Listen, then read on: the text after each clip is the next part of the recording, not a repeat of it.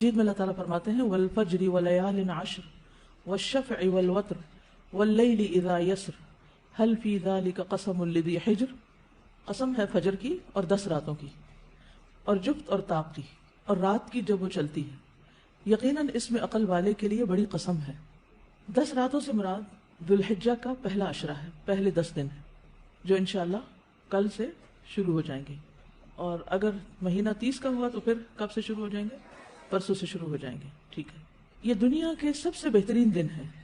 رسول اللہ صلی اللہ علیہ وسلم نے فرمایا دنیا کے دنوں میں افضل ترین دن 10 دن یعنی عشرہ ذوالحجہ ہے. یعنی پورے سال میں سب سے زیادہ امپورٹنٹ ڈیز کون سے ہیں؟ ذوالحج کے پہلے 10 دن. لہٰذا ان 10 دنوں میں جب انسان کوئی بھی نیک عمل کرتا ہے تو وہ نیک عمل بھی اللہ تعالیٰ کو باقی دنوں میں کیے ہوئے نیک عمل سے زیادہ پسندیدہ ہے. عام دنوں میں ہم جو کچھ نیکیاں کرتے رہتے ہیں ان کا اجر و ثواب بھی ملتا ہے، لیکن ان دنوں میں جب خاص طور پر کوئی اچھا عمل کرتا ہے تو اس کا اجر و ثواب کئی گنا زیادہ بڑھ جاتا ہے. رسول اللہ صلی اللہ علیہ وسلم نے فرمایا اللہ کو کوئی نیک عمل کسی دن میں اس قدر پسندیدہ نہیں جتنا کہ ان دنوں میں پسندیدہ ہے، یعنی عشرہ ذوالحجہ. صحابہ نے عرض کیا اے اللہ کے رسول، کیا جہاد فی سبیل اللہ بھی نہیں؟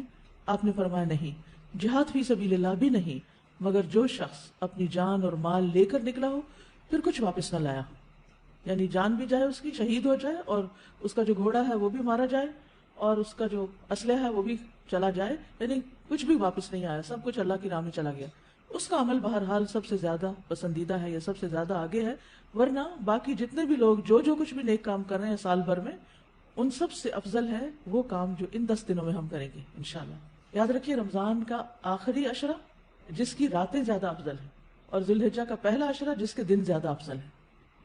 تو اس سے یہ پتہ چلتا ہے کہ ان دنوں میں انسان کو پھر خاص طور پر اچھے کاموں کی طرف رغبت کرنی چاہیے. نبی صلی اللہ علیہ وسلم نے فرمایا اللہ کے نزدیک ذوالحجہ کے 10 دنوں میں نیک اعمال بہت زیادہ پاکیزگی اور بہت بڑے ثواب کا باعث ہیں. تو اس سے ہمیں 2 چیزیں ملتی. نمبر 1 پاکیزگی، ٹھیک ہے، یعنی ہمارے گناہوں کی معافی کا ذریعہ ہے، ہمارے تزکیہ کا ذریعہ ہے ان دنوں کے نیک اعمال. اور دوسرے زیادہ ثواب کا ذریعہ ہے. یعنی عام طور پر جیسے ایک نیکی کا اجر 10 گنا ہے تو ان دنوں میں کئی گنا زیادہ بڑھ جائے گا. نبی صلی اللہ علیہ وسلم نے فرمایا اللہ کے نزدیک عشرہ ذوالحجہ کے دنوں سے بہترین کوئی دن نہیں. ایک آدمی نے عرض کیا اللہ کے رسول، کیا یہ افضل ہے یا ان کی گنتی کے برابر اللہ کے راستے میں جہاد کرنا افضل ہے؟ یعنی 10 بار. آپ نے فرمایا ان کی گنتی کے برابر اللہ کے راستے میں جہاد کرنے سے بھی زیادہ ہی افضل ہیں، سوائے اس شخص کے جس کا چہرہ مٹی میں ملا دیا گیا ہو، یعنی وہ شہید ہو گیا ہو. تو جب اتنا بڑا موقع آ رہا ہے ہمارے سامنے تو ہم اس کو یوں ہی گنوا دیں، یہ نہیں ہونا چاہیے. ہمیں نہیں معلوم کہ اگلے سال ہماری زندگی میں یہ دن آتے بھی ہیں یا نہیں، ہم اس سے پہلے ہی نہ دنیا سے چلے جائیں. اس لیے بہت ضروری ہے کہ ان 10 دنوں کی پلاننگ کریں کہ ہم نے کیا کیا کرنا ہے. صرف وہ کام کافی نہیں جو ہم ہر روز نیکی کے کام کرتے رہتے ہیں، مثلا جو روٹین میں نوافل پڑھ رہے ہیں یا صدقہ خیرات کر رہے ہیں یا اور نہیں، مزید بھی کرنا ہے. صحابہ ان دنوں میں انتھک محنت کیا کرتے تھے. سعید بن جبیر ذوالحجہ کے 10 دن داخل ہونے کے بعد عبادت میں بہت زیادہ کوشش کرتے تھے، حتیٰ کہ وہ اتنی محنت کرتے کہ لگتا کہ وہ اس کی قدرت نہیں رکھتے، یعنی اپنے آپ کو اتنا تھکا دیتے کہ لگتا کہ بس اب اس سے زیادہ کچھ کر نہیں سکتے، آخری درجے تک. اب نیک اعمال میں سے افضل عمل جو ان دنوں کے لیے پسندیدہ ہے وہ اللہ کا ذکر ہے. نبی صلی اللہ علیہ وسلم نے فرمایا کوئی دن اللہ کے ہاں ان 10 دنوں سے زیادہ عظمت والا نہیں ہے، اور نہ ہی کسی دن کا عمل اللہ تعالیٰ کو ان 10 دنوں کے عمل سے محبوب ہے. یعنی نہ دن ان دنوں سے افضل ہے اور کوئی اور عمل اس سے افضل نہیں. بس تم ان 10 دنوں میں کثرت سے لا الہ الا اللہ، اللہ اکبر اور الحمدللہ پڑھو، یعنی تحلیل، تکبیر اور تحمید. اب اس کے لیے یہ جو کلمہ ہے نا سبحان اللہ والحمدللہ ولا الہ الا اللہ واللہ اکبر، یہ ان تینوں کلمات کا مجموعہ ہے اور اس میں سبحان اللہ کا اضافہ بھی ہے. آتا ہے آپ کو؟ یہ پڑھیے ذرا.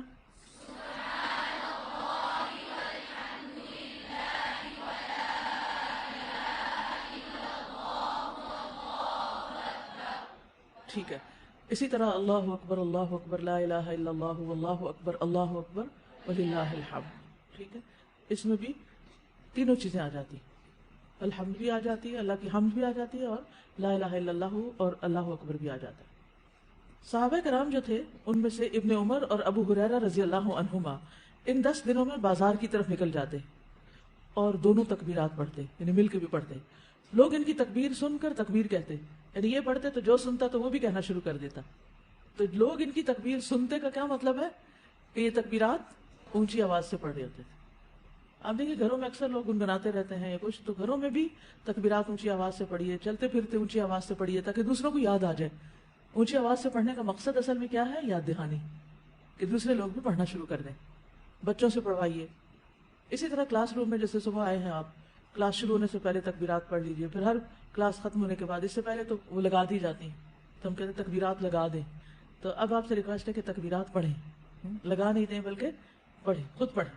ٹھیک ہے، سننے سے بھی ریمائنڈر ہوتا ہے لیکن خود پڑھنا بھی ضروری ہے، تو خود پڑھیں. تو آپ سب لوگ اس کی پابندی کریں گے. اگر ٹیچر بھول جائے تو آپ یاد کرا دیں گے. اگر ساری کلاس میں سے صرف ایک کو بھی یاد آ جائے تو اونچا پڑھنا شروع کر دے، باقی لوگ اس کو سن کے پڑھ لیں گے. 1 دفعہ 2 دفعہ 3 دفعہ جتنا بھی سہولت ہو، لیکن پڑھیں. پھر اسی طرح محمد بن علی جو تھے، ان صحیح بخاری میں آتا ہے کہ وہ نفل نمازوں کے بعد بھی تکبیر کہتے تھے. یعنی نفل نماز پڑھ کے، جیسے تہجد کے پڑھے یا چاشت اشراق کے پڑھے یا پھر اس کے علاوہ، تو وہ نفل پڑھ کے بھی تکبیر پڑھتے تھے. اسی طرح عورتیں بھی تکبیرات پڑھتی تھی. عمر رضی اللہ عنہ منا میں اپنے خیمے کے اندر تکبیر کہتے تو مسجد میں موجود لوگ اسے سنتے اور تکبیر کہتے، اور بازار والے تکبیر کہتے، یہاں تک کہ سارا منا تکبیرات سے گونج اٹھتا. کتنا بڑا علاقہ ہے منا کا، سارا منا تکبیرات سے گونج اٹھتا. اب تو خیر سپیکرز ہیں، اس وقت لوگوں کی اپنی آوازوں سے سارا منا گونج اٹھتا.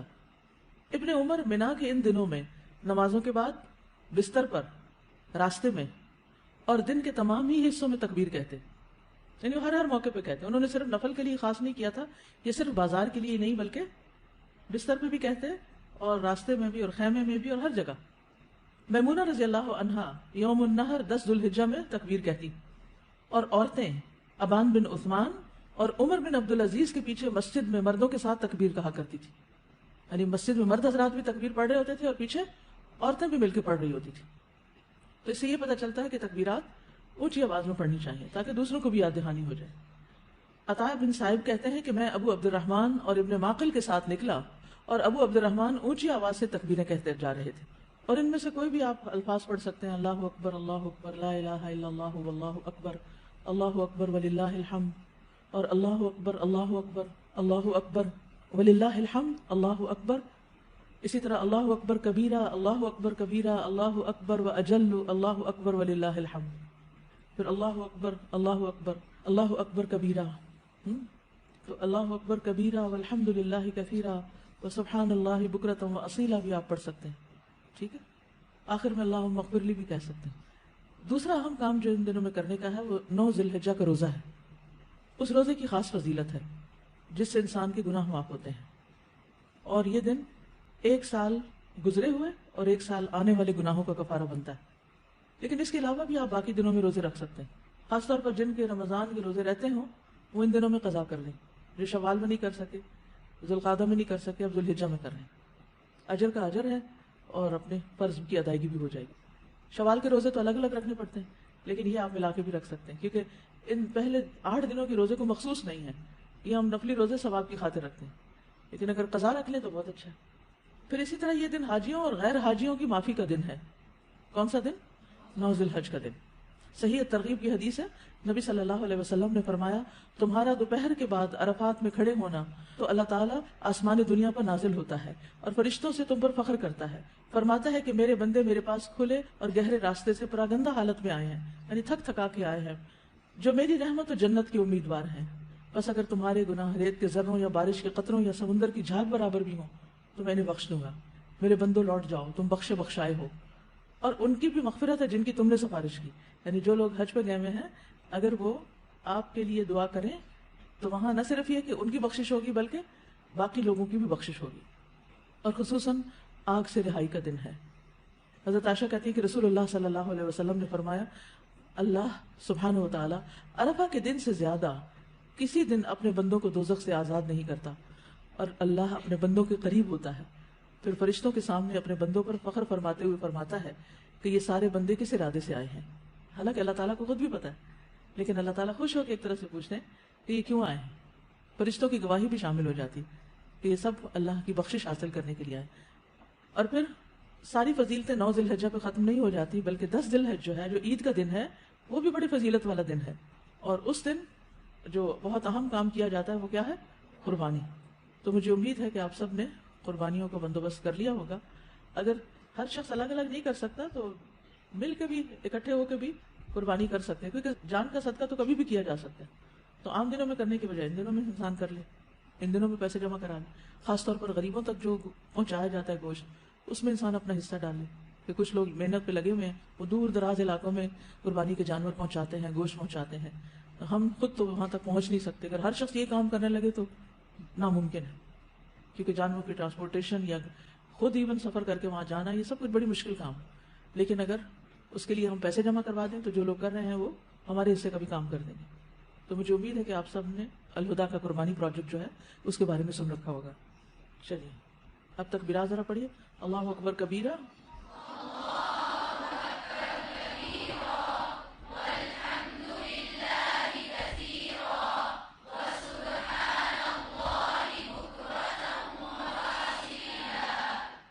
جو آپ کی کلاس میں تکبیرات لگتی ہیں وہ بھی ایک دفعہ پڑھ لیجیے.